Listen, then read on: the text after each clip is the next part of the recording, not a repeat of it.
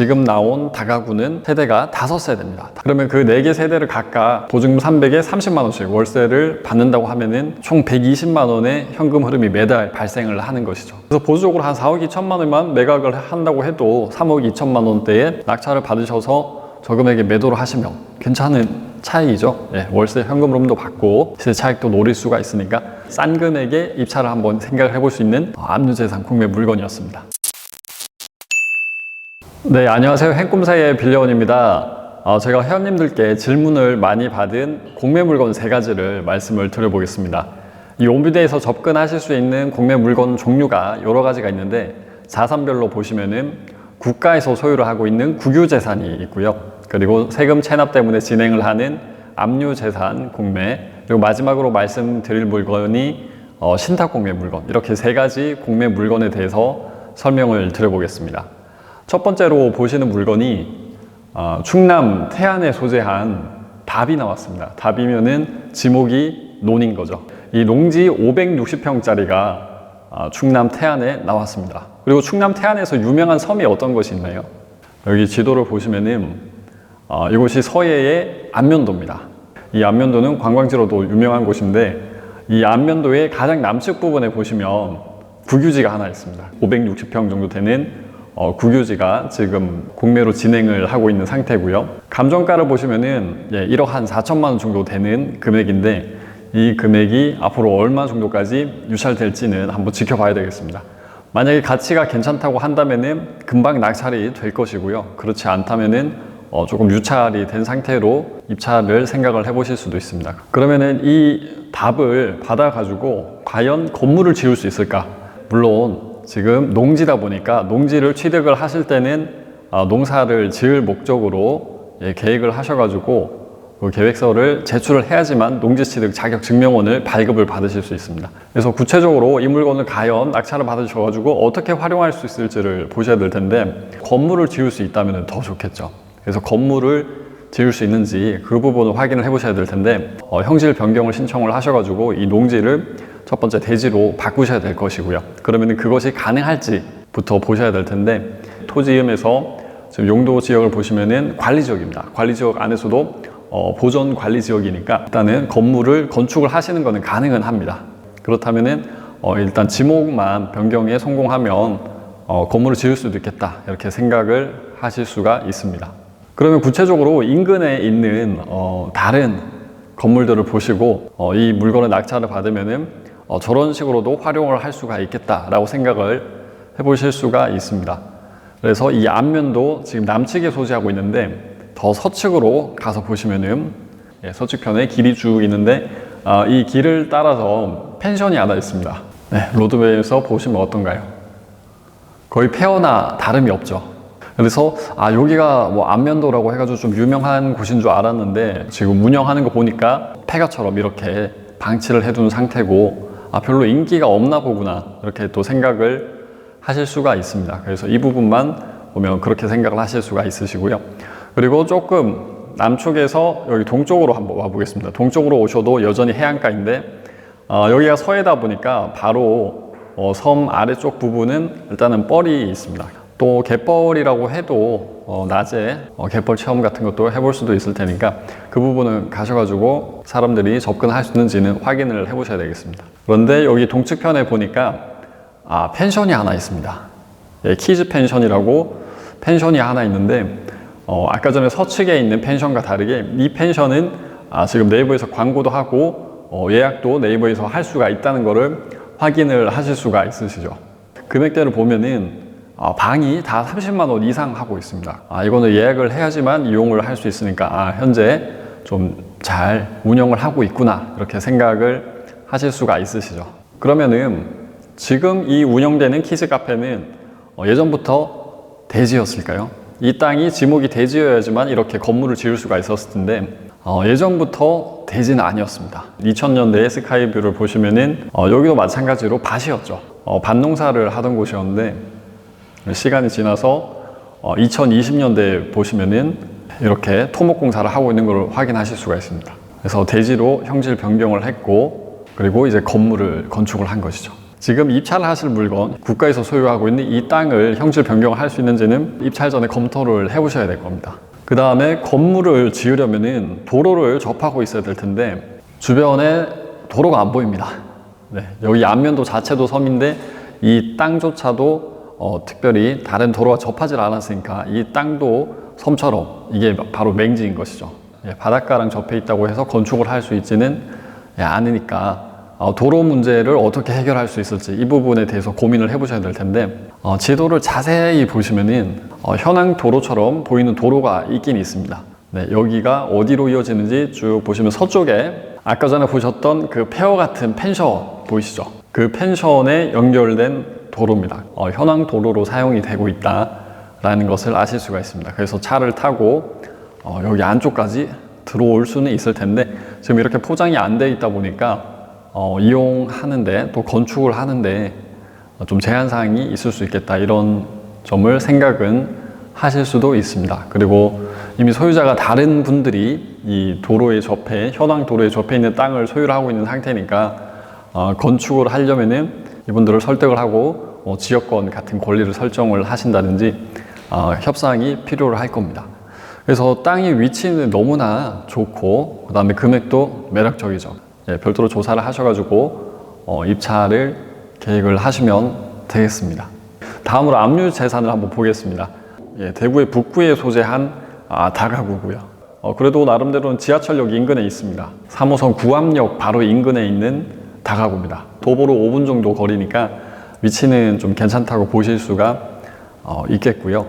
그런데 다가구 치고는 감정가가 좀 쌉니다. 거의 한 4억 6천만 원 정도 밖에 안 하는 다가구인데 별로 활용 가치가 없는 거 아닌가 이렇게 생각을 또 하실 수가 있는 거죠. 그리고 지금 최저가는 서울시고 나시면은 3억 2천만 원대에 입찰을 하실 수 있으니까 거의 감정가 대비는 1억 원 정도 싸게 입찰도 생각을 해보실 수 있는 물건입니다. 이제 은퇴를 계획하고 계신다면 현금 흐름을 발생시키는 것이 중요할 텐데 그 현금 흐름을 만들기 위해서 사용할 수 있는 물건이 이 다가구가 하나가 됩니다.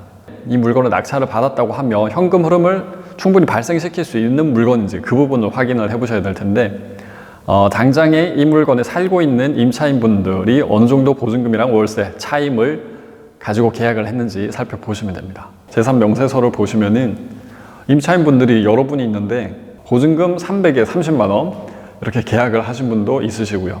그 다음에 전세 보증금 4천만 원에 계약을 하신 분도 있습니다. 보수적으로 봤을 때 지금 시점에 또 다른 인근의 다가구의 호가를 보셔도 보증금 300에 30만 원 물론 또 방 개수랑 화장실 개수에 따라 다를 텐데 지금 나온 다가구는 세대가 5세대입니다. 5세대 중에서 한 세대는 전용 면적이 국민주택 규모를 초과할 정도로 큰 면적의 세대가 하나 있고요. 그리고 나머지 세대는 한 40제곱미터가 조금 넘어가는 방이 4개입니다. 그러면은 방 2개에 욕실 하나짜리 세대가 총 4개가 있는 거죠. 그러면 그 4개 세대를 각각 보증금 300에 30만 원씩 월세를 받는다고 하면은 총 120만 원의 현금 흐름이 매달 발생을 하는 것이죠. 그래서 1년이면 얼마인가요? 12를 곱해보면은 1,440만 원의 연수익이 발생을 하는 겁니다. 방이 워낙 크니까 월세를 놓으시거나 아니면 전세를 또 놓으실 수가 있을 텐데 인근의 호가를 보시면 한 8천에서 1억 정도 합니다. 그래서 1억에 만약에 세팅을 하셨고 최저가에 낙찰을 받으셨다고 하면은 실제로 들어간 현금은 대출 안 받으신 것을 가정을 하면은 2억 2천만 원 정도의 현금을 투입을 하셔가지고 월에 120만 원씩 현금 흐름을 발생시키는 거니까 한 7% 가까이 수익률이 나옵니다. 그래서 이 정도면은 나쁘지 않은 수익률이라고 생각을 하실 수도 있으시고요. 그리고 수익률만 괜찮다고 해서 받기에는 좀 아쉬울 수도 있습니다. 시세 차이까지 내실 수 있으면 더 좋겠죠. 이 더 북쪽으로 보시면은 배우 세대의 아파트들이 있고 여기 아파트 바로 앞쪽 여기에 가까운 이쪽 부분은 상가랑 다가구가 밀집해 있습니다. 이렇게 밀집한 곳에 다가구의 실거래가 꽤 있는 상태이고요. 그리고 거래된 금액을 보시면은 한 4억 2천, 4억 6천, 5억에도 실거래가 있습니다. 그래서 이 다가구는 준공연도가 95년도인데 유사한 준공연도에 그리고 세대도 5세대 정도 되는 것이 이 정도 한 4억 2천만 원 이상에는 실거래가 되고 있다라는 것을 확인을 하실 수가 있습니다. 그래서 보수적으로 한 4억 2천만 원만 매각을 한다고 해도 3억 2천만 원대의 낙찰을 받으셔서 저금액에 매도를 하시면 괜찮은 차익이죠. 예, 월세 현금으로도 받고 시세 차익도 노릴 수가 있으니까 싼 금액에 입찰을 한번 생각을 해볼 수 있는 압류재산 공매 물건이었습니다. 네, 지금 벌써 제가 원비대에서 접근하실 수 있는 재산 종류 두 가지를 말씀을 드렸습니다. 첫 번째가 국유재산, 두 번째가 압류재산, 그리고 또 신탁 공매 물건이 있습니다. 신탁회사에서 소유를 하고 있는 상태에서 이 온비드를 이용을 해가지고 처분을 하는 물건이 신탁 공매 물건입니다. 이 신탁 공매 물건은 이 지도를 보시면은 용산의 이태원이랑 가까운 곳에 소재를 하고 있습니다. 그래서 여기 지하철역에서 나오셔가지고 도보로 10분 이내면 도착을 할 수 있는 거리에 다세대가 소재를 하고 있는 상태고요. 그래서 6호선 바로 지하철역 인근이고, 그 다음에 또 용산 이태원동 쪽에 있으니까 수요는 엄청 풍부하겠다라고 생각을 하실 수 있습니다. 감정가가 3억 원 중반이 넘어갔는데 면적은 상당히 작고요. 20제곱미터가 좀 넘어갑니다. 여기 지금 도면을 보시면은 오른쪽 편이 실제로는 북서쪽입니다. 북서쪽 방향으로 이렇게 방 두 개에 거실 하나, 3베이 구조로 되어 있다는 것을 아실 수가 있는데, 그런데 바로 이 거실 바깥쪽에 보시면 베란다가 있습니다. 이 베란다가 지금 아래쪽에 글씨를 보시면은 위반 건축물이라고 되어 있습니다. 여기 지붕을 두고 주거 공간으로 사용을 하고 있는 것은 아닌지, 방 두 개 욕실 하나가 너무 좁아서 답답하셔가지고 좀 더 확장을 생각을 하셔가지고 이 베란다를 이용을 해서 주거 공간처럼 쓰고 있을 수도 있다, 이런 걸 생각을 해보실 수가 있습니다. 그래서 감정평가서상에 이 도면을 처음에 딱 보셨을 때 이게 지금 위반 건축물이구나 라고 생각을 하실 수가 있으셔야 되겠죠. 이런 다세대 물건을 입찰을 하실 때는 경매든 압류재산 공매든 신탁 공매든 모든 자산에서 항상 건축물 대장을 반드시 꼭 입찰 전에는 확인을 해 주셔야 됩니다. 이 다세대 전용 면적이 20제곱미터가 조금 넘어가는데 위반 면적이 45제곱미터입니다. 엄청나게 큰 면적을 지금 위반을 한 건데, 그러면은 좀 시정을 하는데도 비용이 클 수도 있겠다라고 생각을 하실 수가 있죠. 단순한 것이라면은 금방 철거를 하면 되겠지만, 그렇지 않으면 또 시정을 하는데 비용이 많이 들어갈 수가 있습니다. 지금 위반 사항이 있다고 한다면은 이행 강제금이 매년 부과가 되는 것이죠. 그리고 얼마 정도가 부과되는지는 신탁사에 문의를 하셔가지고 확인을 하실 수가 있습니다. 이 신탁 공매를 진행을 할 때는 신탁사에서 공고문을 제공을 해줍니다. 어떤 조건으로 이 물건을 처분할지, 조심해야 되는 것은 어떤 건지 좀 친절하게 알려주는데, 그 내용을 보면은 좀 위험한 거는 다 낙찰자가 책임을 지는 조건이다 라고 생각을 하실 수가 있습니다. 그래서 어떤 조건들, 어떤 위험사항이 있는지 꼼꼼하게 보셔야 되겠죠. 근데 여기 가장 하단에 보시면은 지금 이 물건에 대해서 체납된 종부세랑 재산세, 그리고 이행 강제금이 매년 어느 정도씩 나왔는지 다 확인하실 수가 있을 텐데, 이행 강제금이 매년 지금 1,000만 원씩 발생하고 있습니다. 이행 강제금만 매년 1,000만 원씩 낸다고 하면 이 다세대를 시세보다 한 3천만 원, 5천만 원 싸게 받아가지고는 남는 게 없을 수도 있다, 이렇게 생각도 하실 수가 있겠고요. 그러면 기존의 이행 강제금은 어떻게 처리가 될까, 이런 것도 신탁사를 통해서 확인을 해주셔야 됩니다.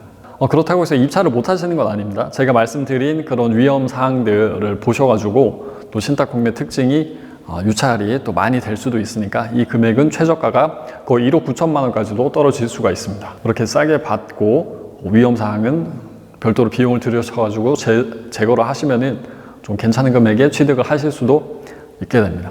네, 그래서 오늘은 제가 이 공매에 대해서 설명을 드리고 또 강의를 하고 있는데, 많은 회원님들께서 관심을 가지시고 저한테 좀 질문을 주셨던 3개 물건에 대해서 말씀을 드렸습니다. 국유재산, 압류재산, 신탁 공매. 이 각 자산별로 접근하는 방법이 다 다릅니다. 유의하셔야 되는 것도 다르고, 명도가 쉬운 것도 있고 어려운 것도 있고, 특징이 다 다르다 보니까 공부가 좀 필요하시죠. 그래서 이 부분이 어렵지는 않지만 정리가 아직 되어 있지 않으시면은 그런 부분들 한국자산관리공사 사이트도 이용해 보실 수 있고요. 시중에 책도 많이 있습니다.